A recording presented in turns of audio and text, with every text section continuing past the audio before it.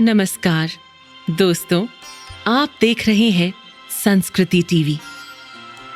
दोस्तों, नवरात्रि के 8वें दिन महागौरी की पूजा अर्चना होती है। धर्म अनुसार माता की शक्ति अमोघ और सद्यः फलदायिनी कही गई है। महागौरी की पूजा करने से जीवन में किए सभी पाप नष्ट होते हैं। पंडितों अनुसार जिसकी कुंडली में विवाह से संबंधित परेशानियां हों, उन्हें महागौरी की उपासना अवश्य करनी चाहिए। महागौरी की उपासना से जीवन साथी एवं शीघ्र विवाह संपन्न होने के योग बनते हैं। कुमारी कन्याओं को अष्टमी का व्रत करने से मनचाहा जीवन साथी मिलता है। ऐसी मान्यता है कि महागौरी की पूजा अर्चना करने से माता अपने भक्तों पर जीवन भर अपनी दया दृष्टि बनाए रखती हैं। यदि किसी के विवाह में विलंब हो रहा हो तो महागौरी की पूजा आराधना उसकी ये समस्या तुरंत दूर कर सकती है। हिंदू शास्त्र के अनुसार इस दिन महागौरी की पूजा के साथ कन्या भोजन कराने से जगदम्बिका पूजा को स्वीकार कर सभी मनोकामनाओं को शीघ्र पूर्ण कर देती हैं। शास्त्र में नवरात्रि की अष्टमी पूजा का विशेष महत्व है।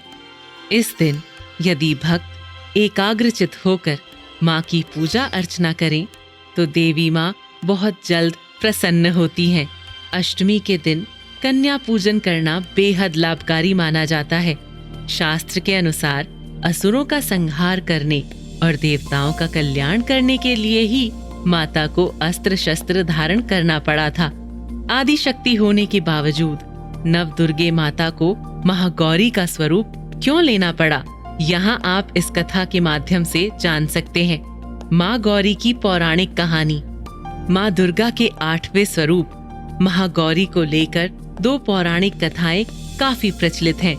पहली पौराणिक कथा के अनुसार पर्वतराज हिमालय के घर जन्म लेने के बाद माँ पार्वती ने पति रूप में भगवान शिव को प्राप्त करने के लिए कठोर तपस्या की थी। तपस्या करते समय माता हजारों वर्षों तक निराहार रही थी, जिसके कारण माता का शरीर काला पड़ गया था। वहीं माता की कठोर तपस्या से प्रसन्न होकर भगवान शिव ने माँ पार्वती को पत्नी के रूप में स्वीकार किया और माता के शरीर को गंगा के पवित्र जल से धोकर अत्यंत कांतिमय बना दिया। माता का रूप गौरवर्ण हो गया, जिसके बाद माता पार्वती के स्वरूप को महागौरी कहा गया। दूसरी पौराणिक कथा। वहीं दूसरी पौराणिक कथा के अनुसार कालरात्रि के रूप में सभी राक्षसों का वध करने के बाद भोलेनाथ ने देवी पार्वती को माँ काली कहकर चिढ़ाया था।